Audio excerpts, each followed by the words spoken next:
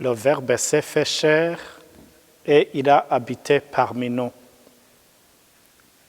Chers frères et sœurs, nous sommes en plein carême, mais l'Église nous propose aujourd'hui, le 25 mars, de célébrer l'Annonciation du Seigneur.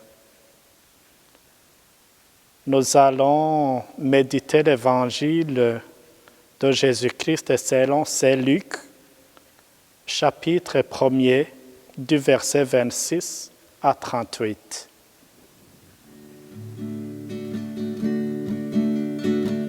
Honneur et gloire à toi, Seigneur, Jésus, source d'amour, toi le chemin de vie, le roi de la paix, Jésus, Jésus, Jésus. Honneur et gloire à toi, Seigneur, Jésus, parole de vie, toi lumière de ma vie, la joie dans mon cœur, Jésus, Jésus, Jésus. Le Seigneur soit avec vous. Évangile de Jésus-Christ selon Saint Luc.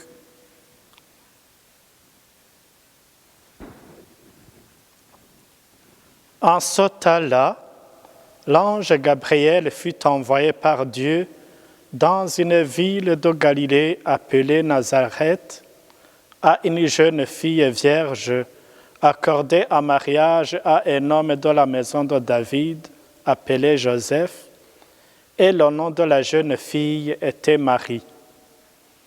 L'ange entra chez elle et dit : « Je te salue, comblée de grâce, le Seigneur est avec toi. » À cette parole, elle fut toute bouleversée et elle se demandait ce que pouvait signifier cette salutation. L'ange lui dit alors : « Sois sans crainte, Marie, car tu as trouvé grâce auprès de Dieu. Voici que tu vas concevoir et enfanter un fils. Tu lui donneras le nom de Jésus. Il y sera grand, il y sera appelé Fils du Très-Haut. Le Seigneur Dieu lui donnera le trône de David son père. Il régnera pour toujours sur la maison de Jacob, et son règne n'aura pas de fin. » Marie dit à l'ange : « Comment cela va-t-il se faire, puisque je ne connais pas d'homme ?» L'ange lui répondit : « L'Esprit Saint viendra sur toi, et la puissance du Très-Haut te prendra sous son ombre. C'est pourquoi celui qui va naître sera saint, il sera appelé Fils de Dieu. Or, voici que dans sa vieillesse, Élisabeth, ta parente, a conçu elle aussi un fils, et on est à son 6e mois, alors qu'on l'appelait la femme stérile. Car rien n'est impossible à Dieu. Marie dit alors : « Voici la servante du Seigneur, que tout m'advienne selon ta parole. » Alors l'ange la quitta. Acclamons la parole de Dieu. Honneur et gloire à toi, Seigneur, Jésus, parole de vie, toi lumière de ma vie, la joie dans mon cœur, Jésus, Jésus, Jésus.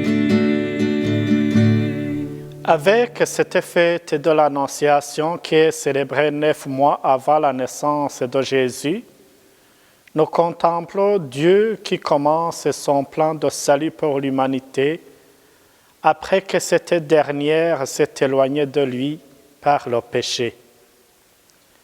Dieu, dans son amour incomparable, ne pouvait pas laisser l'humanité périr à cause du péché.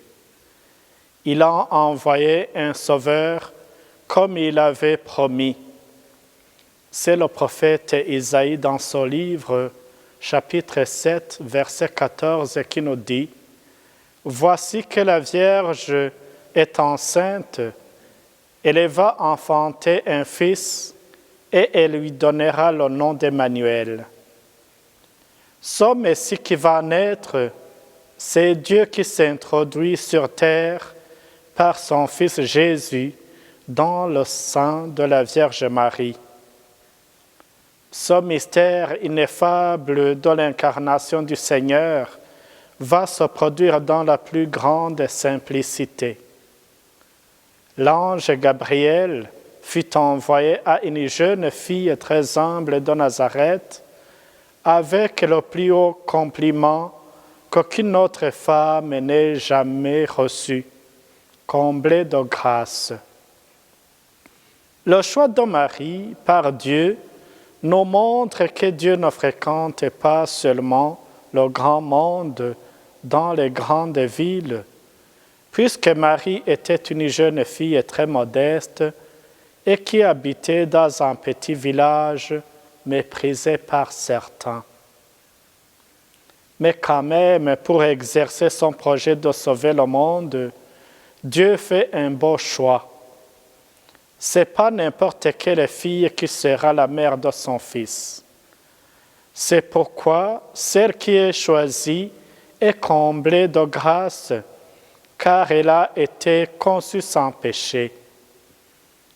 Vous savez que nous célébrons l'Immaculée Conception le 8 décembre de chaque année.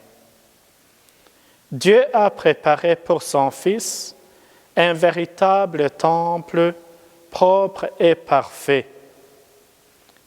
Marie était déjà accordée en mariage à Joseph de la maison de David, mais cela n'empêchera pas le projet de Dieu de se réaliser.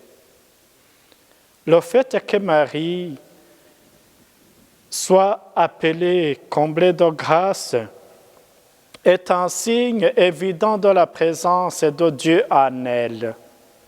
Mais Marie ne le savait pas.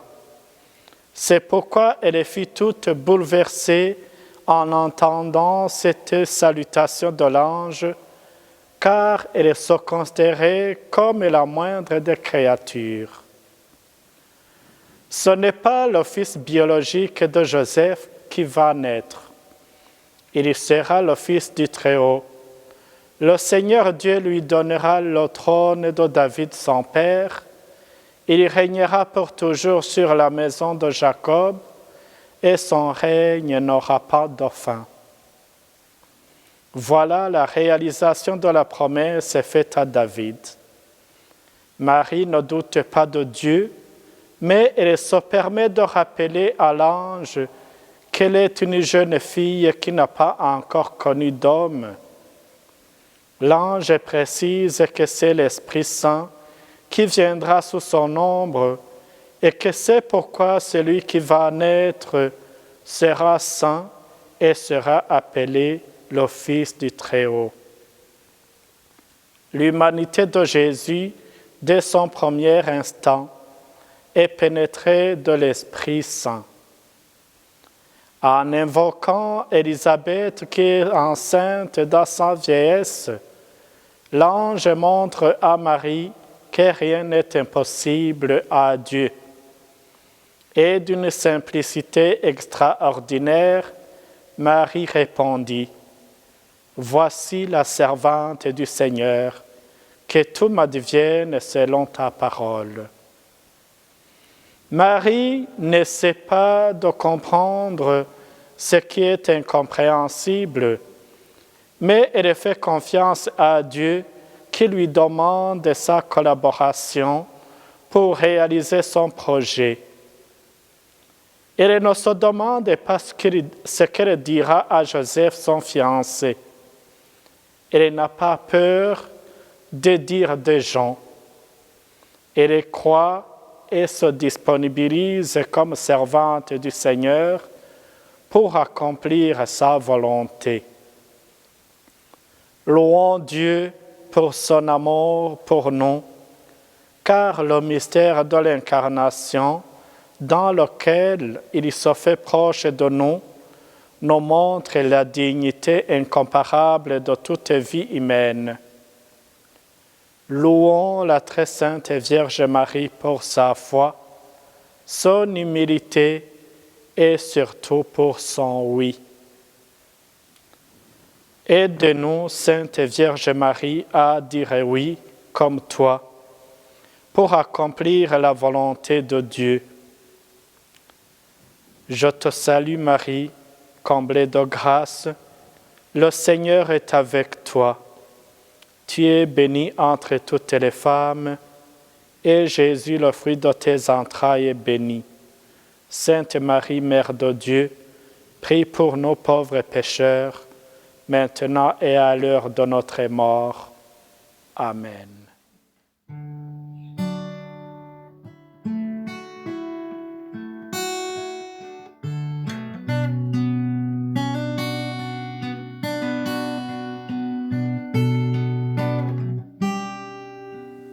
Que le Seigneur vous garde et vous bénisse, le Père, le Fils et le Saint-Esprit.